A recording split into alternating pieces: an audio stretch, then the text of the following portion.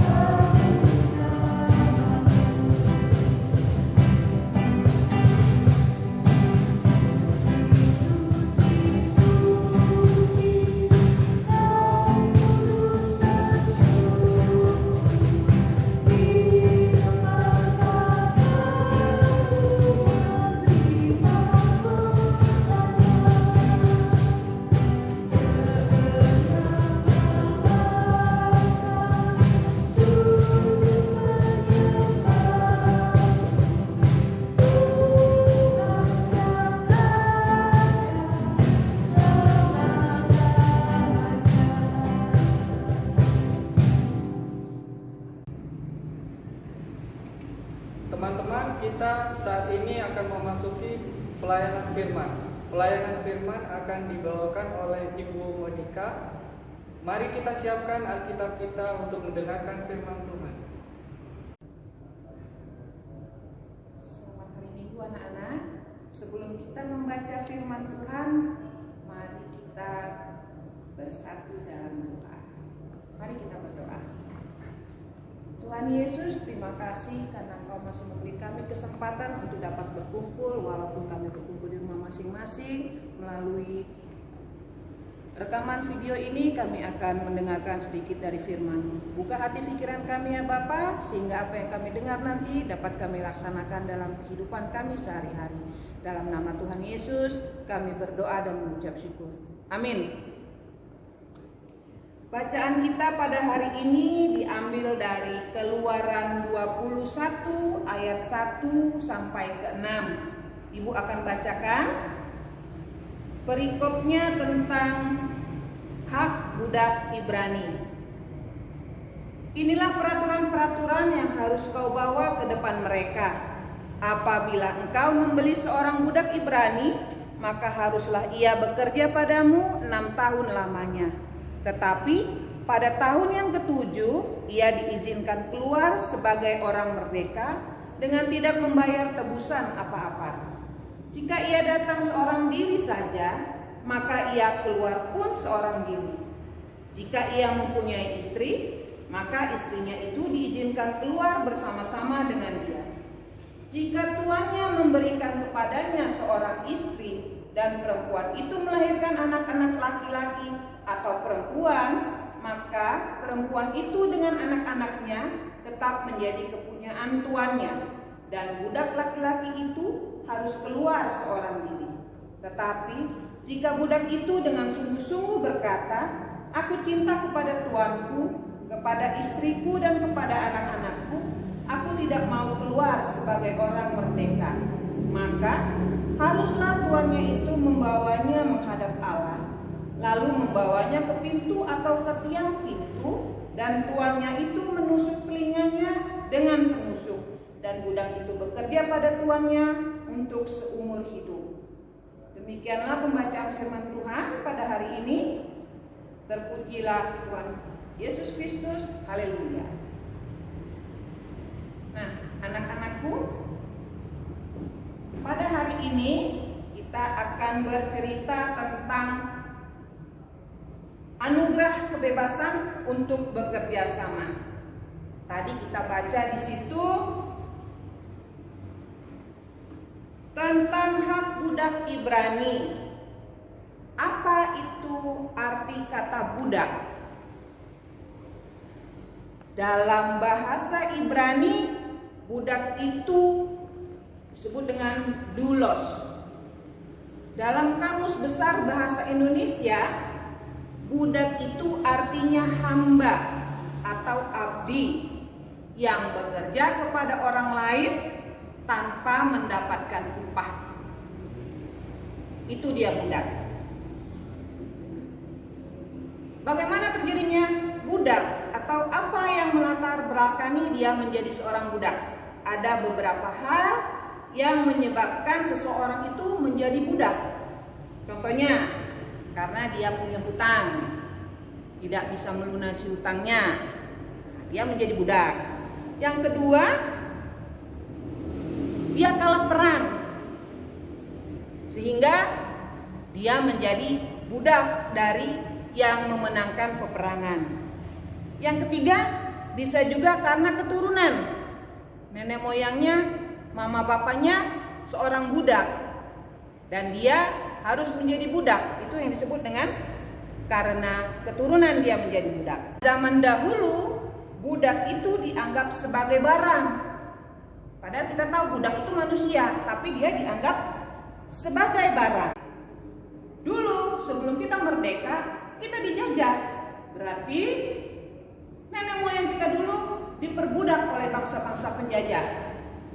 Karena mereka bersatu, karena mereka tidak ingin kita menjadi budak, mereka bersatu melawan penjajah dan akhirnya kita merdeka.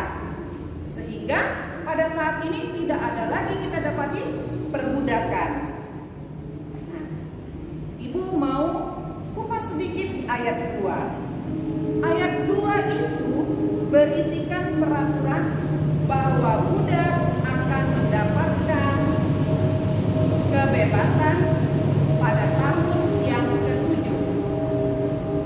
Maksudnya, setelah 6 tahun dia menjadi budak, tahun yang ke-7 dia mendapat kebebasan tanpa membayar apapun kepada tuannya. Pada ayat ketiga, di situ jika saat dia menjadi budak dalam keadaan sendiri, maka pada tahun ke-7 dia harus keluar sendirian juga. Jadi dia merdeka sendiri. Tapi jika dia masuk menjadi budak, waktu itu dia menjadi budak dari tuannya, sudah berkeluarga dan mempunyai anak, maka pada tahun ke-7 dia bebas membawa keluarganya keluar dari rumah tuannya. Tetapi di ayat 4 itu dijelaskan, pada saat dia menjadi budak dalam keadaan sendiri, terus tuannya memberi dia seorang istri, lalu mereka mempunyai anak, dan pada tahun ke-7 dia bisa keluar dari rumah tuannya, tetapi istrinya harus tinggal di rumah tuannya. Nah, pada saat itu budak itu boleh tidak menerima kebebasan dari tuannya. Dia boleh tetap tinggal di rumah tuannya dengan alasan karena dia mencintai keluarga dan tuannya. Sekarang ibu mau tanya, diperbudak itu susah hidupnya, diperbudak itu sangat sakit hidupnya. Tetapi pada ayat ke-5 di sini dikatakan, kenapa dia tidak mau keluar dari rumah tuannya? Dia tetap mempertahankan dirinya menjadi budak di rumah tuannya, padahal sudah menjadi haknya dia keluar dari rumahnya. Jadi di situ dikatakan tadi, ketika ia merasa mencintai keluarganya, dia tidak akan mau keluar dari rumah itu. Karena dia merasakan tuannya tidak menyakiti dia, tidak menindas dia, dia diperlakukan sebagai manusia, sehingga ia pun mencintai tuannya. Dan ia rela tetap menjadi budak dari tuannya itu. Tetapi dia harus punya konsekuensi dari perkataannya. Dia ingin menjadi budak terus dari tuan itu. Konsekuensi yang harus dia terima adalah telinganya harus ditusuk. Kebayang nggak kalau telinga ditusuk? Telinga ditusuk, otomatis telinga kita rusak. Kita tidak bisa mendengar apa-apa. Kita hanya bisa melihat orang berbicara, kita baca bahasa bibir. Kalau kita sudah tidak bisa mendengar, rasanya ada yang kurang dalam kehidupan kita. Tetapi budak itu mau dan rela telinganya ditusuk. Karena dia mencintai keluarga dan tuannya. Dan ditusuknya ke telinga itu harus di hadapan saksi-saksi, harus di hadapan Allah. Itu ada maknanya. Supaya jika suatu saat budak itu tidak mengakui bahwa dirinya masih mau menjadi budak tuannya, tuannya punya bukti bahwa dia sudah menyatakan dia hendak menjadi budak seumur hidup di hadapan Allah dan di hadapan saksi-saksi lainnya. Nah, pada zaman sekarang teruna-teruna itu sudah pintar, pergaulan bebas, luas maksud ibu, dunia ada dalam genggaman, hanya menggerakkan jari-jari, dunia bisa kita baca, dunia bisa kita ketahui. Tetapi di dalam kelompok usia teruna sekarang masih banyak didapati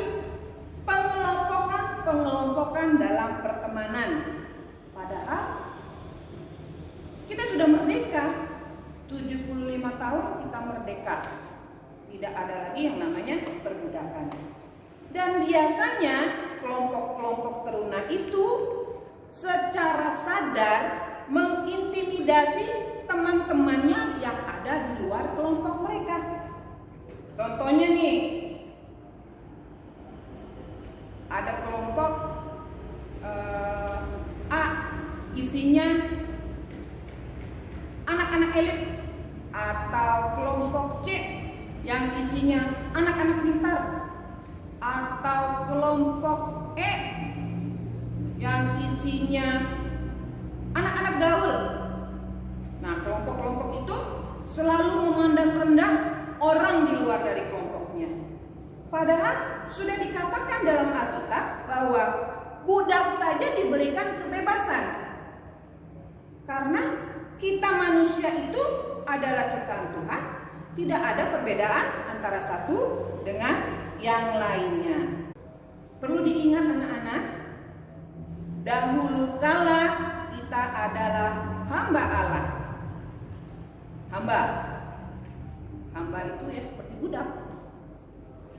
Tetapi Allah telah mengaruniakan anaknya menebus kita dari perbudakan, sehingga kita sekarang adalah anak-anak Allah, bukan hamba lagi.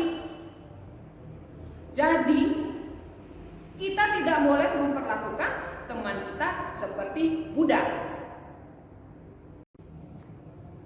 Kembali kepada bacaan, 6 tahun masa perbudakan itu bisa kita umpamakan sebagai 6 hari kita berkegiatan. Tuhan bilang, aku kasih kau kesempatan 6 hari berkegiatan, ke sekolah, bekerja, les, bermain, dan melakukan aktivitas yang lainnya. Nah, di situ kita harus menyadari selama 6 hari itu kita diperbudak oleh waktu, kita diperbudak oleh pekerjaan, kita diperbudak oleh aktivitas kita yang kadang-kala kita lupa pada Tuhan. Tetapi Tuhan mengatakan pada hari yang ke-7 yang kita umpamakan sebagai tahun ke-7 dari perbudakan, Tuhan memberikan kebebasan. Kebebasan yang kita miliki itu apa? Pada hari ke-7 kita berkumpul, beribadah bersama-sama dengan teman-teman di Pelkat. Nah, di dalam perbudakan pada ayat 5 itu ada peraturan yang mengikat. Jika tuannya mengasihi budaknya, maka peraturan yang mengikat itu tidak terasa menyakitkan oleh budak itu. Maksudnya begini, tuan dari budak itu memperlakukan budaknya dengan baik, dikasih haknya, disayangi, tidak ditindas. Dan budak itu merasa hatinya senang melayani tuannya, sehingga membuat budak itu tidak mau keluar dari rumah tuannya. Dan pada saat kebebasan yang harusnya dimiliki oleh budak itu tidak mau meninggalkan tuannya karena dia sudah nyaman dengan peraturan yang diberikan oleh tuannya, dan dia sudah biasa melakukannya dengan sukacita. Di zaman sekarang kita pun hidup dalam peraturan-peraturan yang telah ditetapkan sebagai pengikut Kristus. Jadi kita sebagai umat Kristen tidak bisa hidup seenaknya. Tetap ada aturan. Di mana ada aturan, di situ juga ada hukuman. Jadi begitu tidak taat dengan aturan, maka kita akan siap menerima hukuman. Tetapi dari peraturan itu kita mendapatkan upah yang paling enak, yaitu keselamatan yang ada dalam Tuhan. Walaupun kita hidup dalam peraturan-peraturan, tetapi kita mendapatkan upah keselamatan. Kita bukan budak, tetapi kita anak Allah. Sekarang itu mau tanya, rela nggak kita keluar dari peraturan-peraturan dan hidup dalam kebebasan sesuka hati kita? Kita nggak usah hidup lagi dalam peraturan yang sudah diterapkan oleh Tuhan Yesus.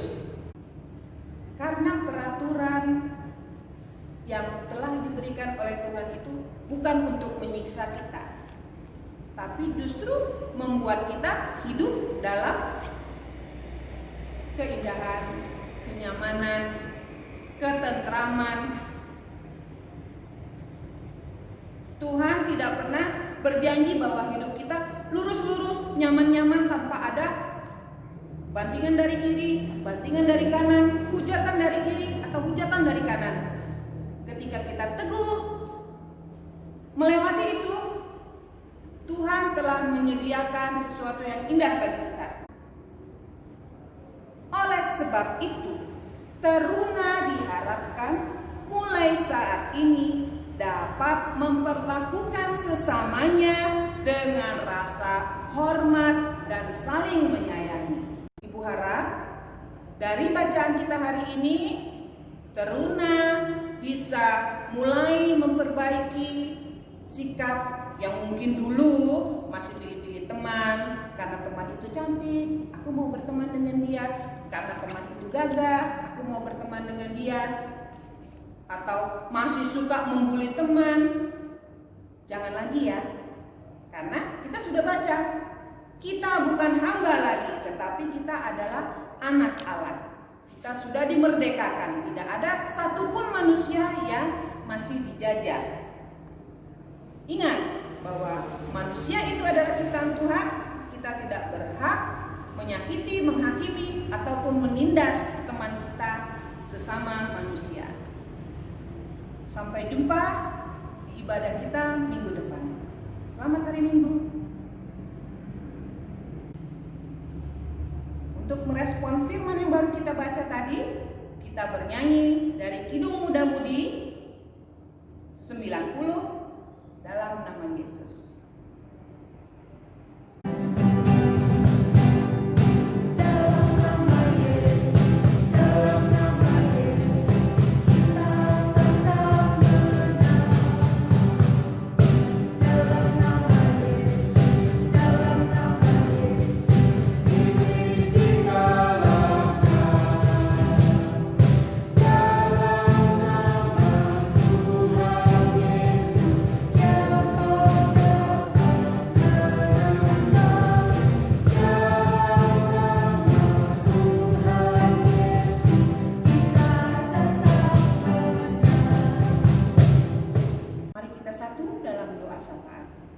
Mari kita berdoa.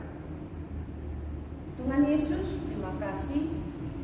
Kami tak henti-hentinya memuji Engkau ya Bapa, karena Engkau masih memberikan kami kesehatan, kehidupan, sehingga kami masih dapat menghirup udara dan menikmati karya ciptaan-Mu.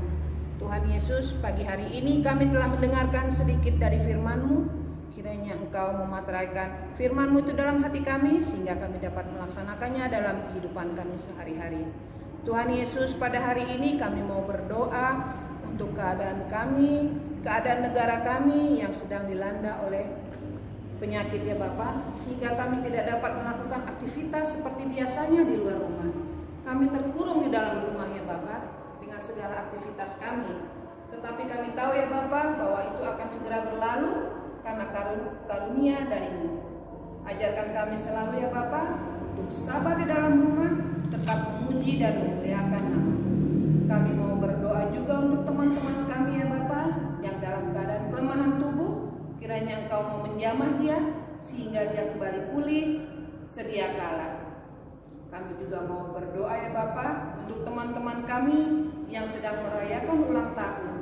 Engkau berikan hikmat bijaksana, Engkau selalu menyertai dia dalam pertumbuhan-perkembangan dan pendidikannya.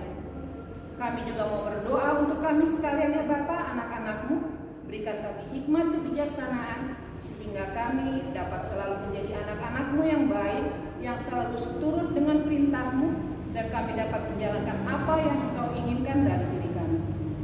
Tuhan Yesus, doa ini jauh dari sempurna ya Bapak. Kiranya Engkau mau menyempurnakannya, dan ampuni dosa-dosa kami yang kami telah berbuat, baik disengaja maupun tidak. Terima kasih Tuhan Yesus, di dalam nama Tuhan Yesus yang telah mengajar kami berdoa bersama-sama. Bapa kami yang ada di sorga, dikuduskanlah nama-Mu, datanglah kerajaan-Mu, jadilah kehendak-Mu di atas bumi seperti di sorga. Berikanlah kepada kami pada hari ini makanan kami yang secukupnya, dan ampuni kami akan kesalahan kami, seperti kami juga mengampuni orang yang bersalah kepada kami. Dan jangan bawa kami dalam pencobaan, tapi lepaskanlah kami daripada yang jahat.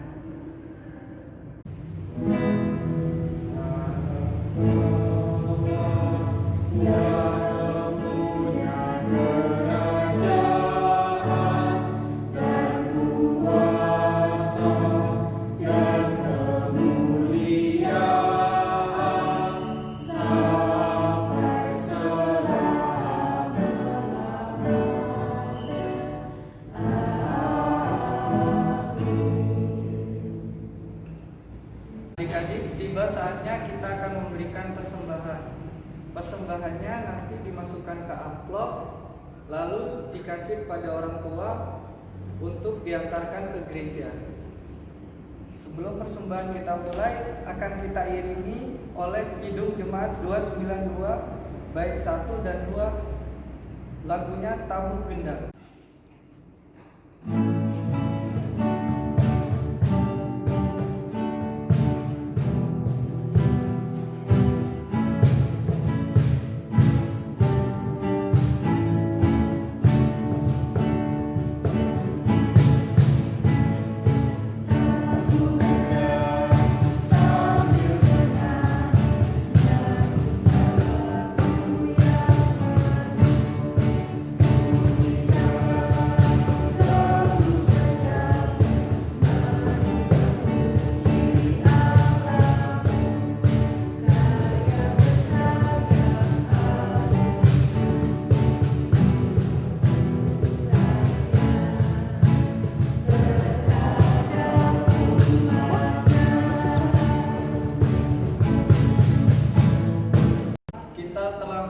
Persembahan, mari kita satu dalam doa. Tuhan, terima kasih ya Tuhan, kami telah memberikan sedikit persembahan, sedikit berkat persembahan ini. Biarlah persembahan ini dapat memperbesar kerajaan-Mu. Terima kasih ya Tuhan bagi tangan-tangan yang telah memberi maupun yang belum. Kami telah berdoa dan mengucap syukur dalam nama Tuhan Yesus Kristus. Kami telah berdoa. Amin.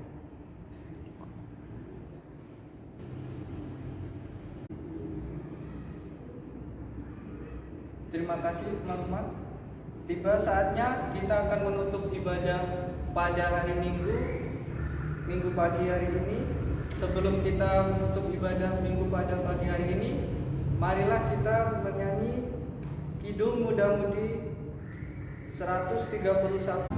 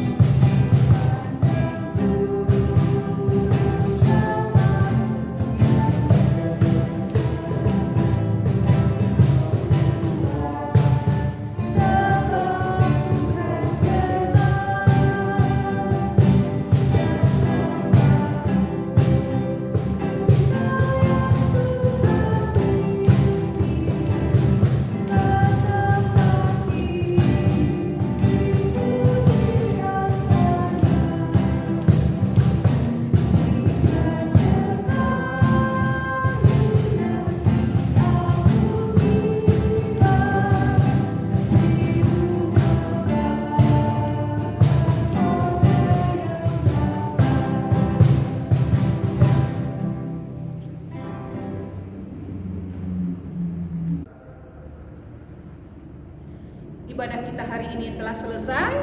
Ibu harap apa yang kita pelajari hari ini tetap ada di dalam hati kita, dapat kita laksanakan dalam kehidupan kita sehari-hari, dan kita akan bertemu kembali minggu depan dalam ibadah yang sama di rumah. Dan jangan lupa berdoa. Oke, kita sekarang berdoa untuk menutup ibadah kita. Mari kita berdoa. Tuhan Yesus, terima kasih kami kembali mengucapkan kepadamu ya Bapa atas semua berkat-Mu. Terima kasih atas semua kehidupan yang Kau berikan kepada kami hari demi hari. Kami akan kembali dalam aktivitas kami sehari-hari di rumah kami ya Bapa, dan berkati serta lindungi kami dalam kehidupan kami sehari-hari. Ampuni dosa kami ya Bapa, di dalam nama Tuhan Yesus kami berdoa dan mengucap syukur. Amin. Amin.